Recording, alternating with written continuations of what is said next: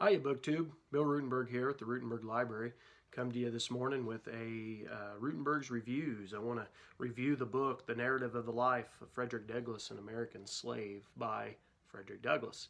It's an autobiography written by Douglass. It was done in 1845. The original book was published by the Anti-Slavery Office, number 25 Cornhill, Boston. And my copy is Anchor Books, a division of Random House, Incorporated, New York, 1989. And this is about 124 pages, but you can find shorter versions of this. You can find it for free online as a PDF file for, I think it was like 83, 84 pages, something like that. It's a very short book, as you could see. It's an afternoon read, 1 or 2 hours, depending on how fast you read, maybe 2.5 if you're slow like me, but fairly quick read. I like to use it with my 8th grade American history class, and we use this when we're studying slavery because, in my opinion, it gives an excellent account of what the life of a slave was like. So the author, Frederick Douglass, was born somewhere around the time of 1817. It might have been in 1818. He was not sure of his birth, and he died in 1895. He was a former slave. He had a profession in the boat building business. He was one of the guys who would help caulk the ships.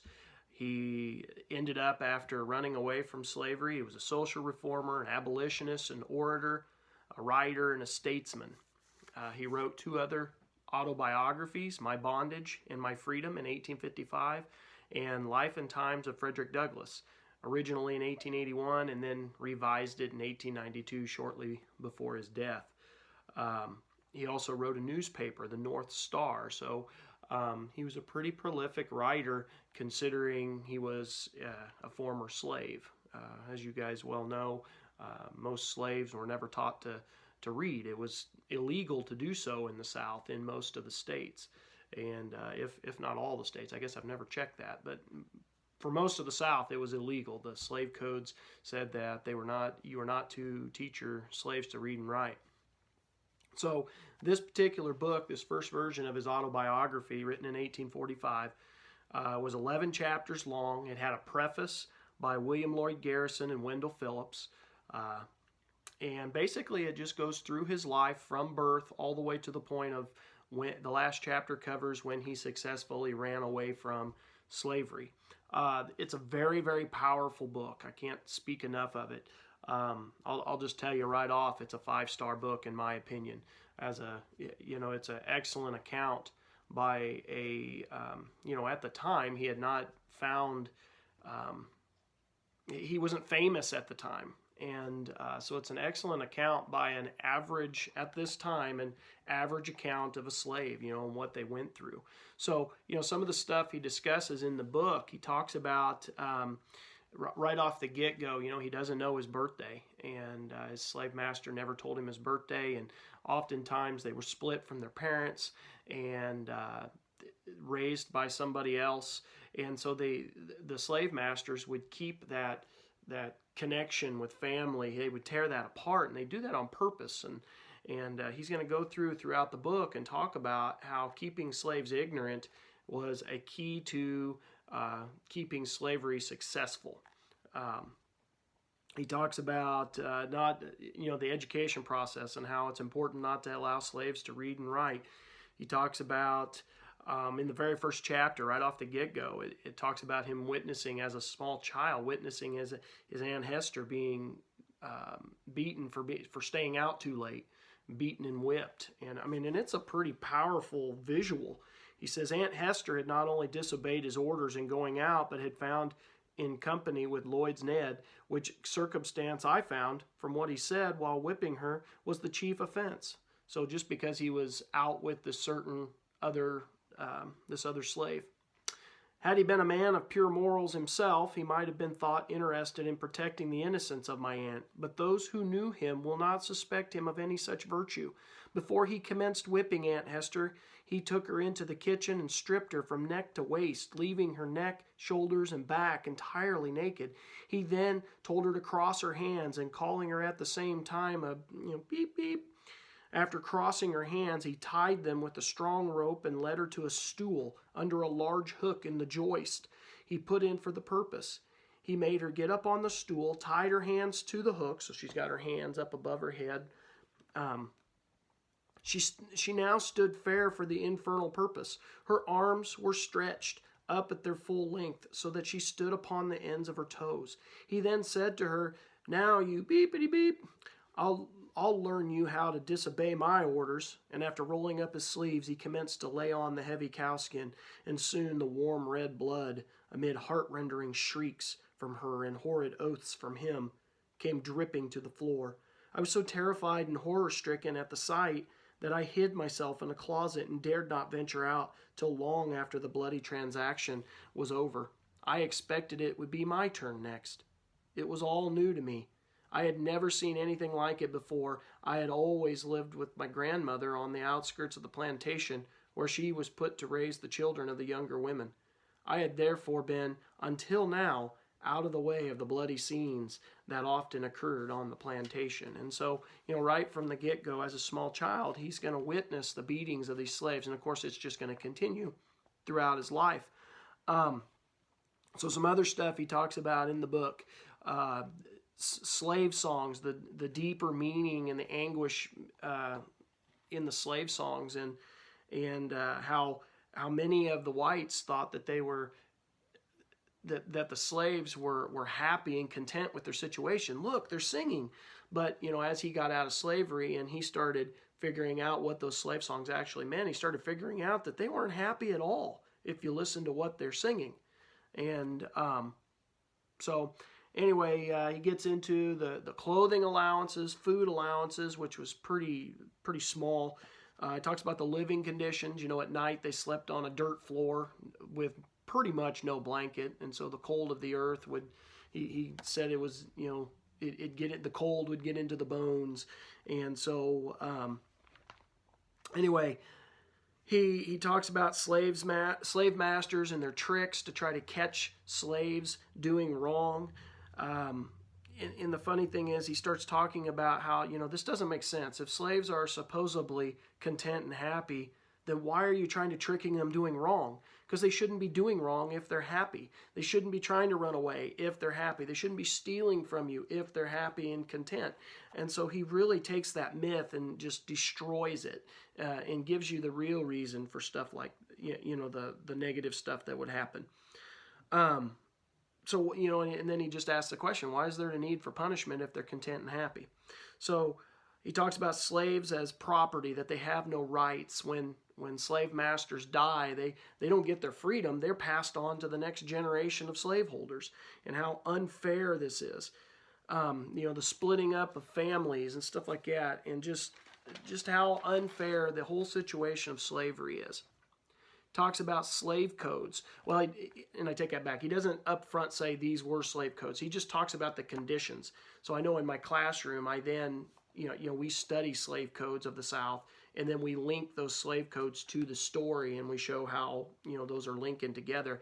And so he talks about how, slaves, they couldn't raise their hand at their master. They couldn't, defend themselves when they're being hit, just covering themselves. They could not, they had to be back by a certain time, had to have passes. And the slave master could literally kill the slave and not get in trouble for it.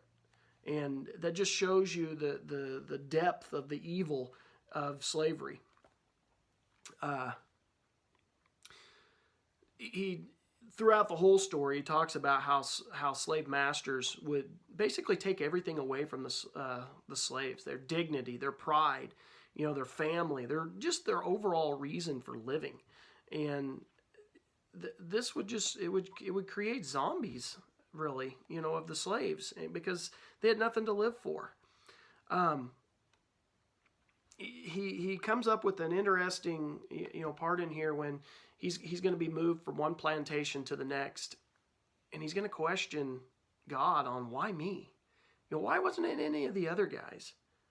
or gals, why didn't they get to move from one plantation to the other? Because he's going to move from the countryside, the rural setting, into Baltimore, into the city, where typically slaves are treated a little bit better than what they are in the countryside on the home plantation. And he's going to question that. Why did I get chosen? And so he gets into the idea of providence and God's divine will, and how he was, God chose him for whatever reason, for a reason, for God's reason. He talks about when he first gets into the city, he has a kind mistress. She teaches him to read and write a little bit. But he also shows what slavery can do to people. Not only does it affect blacks, it also affects whites. And it took that kind mistress and turned her into an evil mistress, as time went on. She didn't grow up with slavery, but she married into it. And so she gets directly affected by that. And that's quite the story that you may not typically think about. Education. He talks about, one of the central themes in the book is how important education is and how education saved his life. He talks about providence and just the stuff that just happens to him that is kind of coincident, or, should it have happened, should have not happened. But he also talks about education. Education was a key. It gave him hope. When he started learning, he started being able to learn for himself. Gives him hope. But at the same time, he also talks about how education gives him a depressed feeling at times, because he gets this woe to me, this sorry me attitude. And he talks about, one of the things he talks about in the book is how ignorant slaves are kind of lucky, because they don't know what they're missing. Here he is being educated, and he's starting to realize what he is missing being a slave. And slaves that are ignorant don't realize that. And so anyway, again, he talks about differences between slaves that are in rural settings versus city settings, and how in the city, the white slave masters are all worried about what other people think. Now that their slaves are walking around in the city, everybody can see them. And if they're poorly treated, they then look at the white master like, how can you treat them like that? And so slaves in the city typically were treated, for the most part, were treated a little bit better than on the home plantation. Talks about religion and in that aspect, and how that affects slave masters, and how you're almost lucky to have a slave master who is not religious, because masters with religion, they then try to use the Bible against you, and they try to pervert the word. But anyway, he gets into that whole discussion. Quite interesting. And then at the end of the book, in the chapter 10, he talks about getting sent. As he gets older, he starts to get a little rebellious, like we all do in teenage years. Well, he starts to get rebellious, so he's sent to the slave breaker.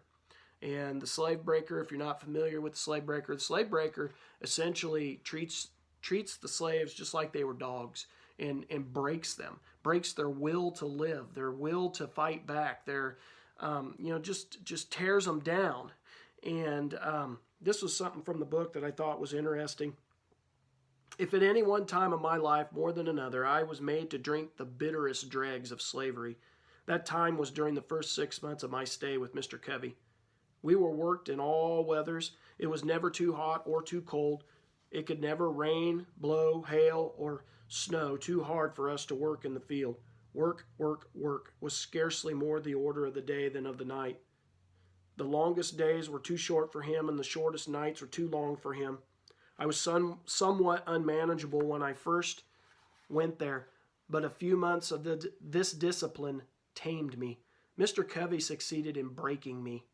I was broken in body, soul, and spirit. My natural elasticity was crushed, and my intellect languished. The disposition to read departed. The cheerful spark that lingered about my eye died. The dark night of slavery closed in upon me, and behold, a man transformed into a brute. And just his way of wording stuff is extremely powerful in what slavery did to him, what in this case, the slave breaker did to him. But in that chapter, it's also like watching a Rocky movie, in the big fight where Rocky's about ready to be destroyed by the big guy, and then he's going to end up winning.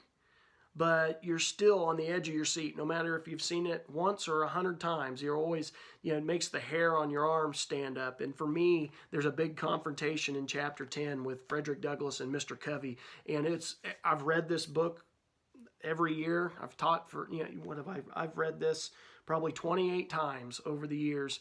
And every time I read this, my hair stands up. It's like watching a Rocky movie. It still gets me pumped up on the big confrontation between him and Mr. Covey. And so, anyway, great scene in there. It talks about, in that same chapter, his failed attempt to escape from slavery. And then the last chapter, of course, as I told you, it takes you to when he does escape, and that's what the last chapter is about.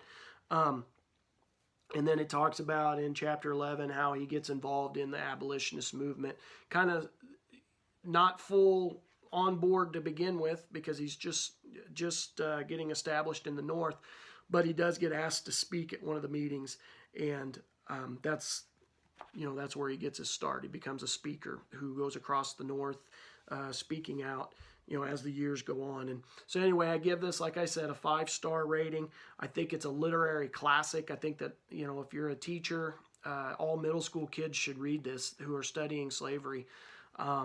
If you're a parent, make sure your kid reads this because we don't want to forget the past. Evilness like this can come back again. There is nothing that says it can't come back. And the thing that prevents it from happening is learning the stories of people like Frederick Douglass. And there's lots of these slave accounts out there. This is just the one that I like the most. I mean, I've read some other ones, but this is always the one that gets me. So I think kids should read it, and I think adults should go back and read it again. Because you can take all kinds of meanings from the different parts of this story. So anyway, this has been Ruttenberg's Reviews, reviewing the narrative of the life of Frederick Douglass, an American slave. Great book. I recommend it to anybody. Very short read. Thank you for listening. I hope you stayed with me. Thank you for listening, and have a great day, BookTube.